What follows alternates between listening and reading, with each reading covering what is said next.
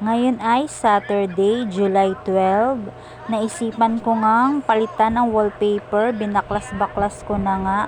Tapos hindi ko na nga binidyo yung pagdidikit ko. Ito na lang paglinis ang aking naibidyo. Dahil sobrang haba nga, baka kayo ay maumay manood. So naglinis-linis na lang muna ako. Sayang naman kasi yung wallpaper na nasobra ko dun sa pinto kung nakatambak lang. Kaya naisipan kong idikit para maiba-iba naman ang aura ng aming bahay. Pagkatapos nga ay naglinis-linis lang ako diyan, nagwalis-walis. At pagkatapos nga ay nagpalit na rin ako ng kortina. Para nga terno ay team brown tayo ngayon. Pati nga sa bintana ay pinalitan ko na rin.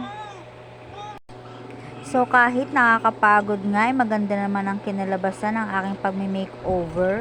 So ito na ang final look. So yun lang for today's video. Bye!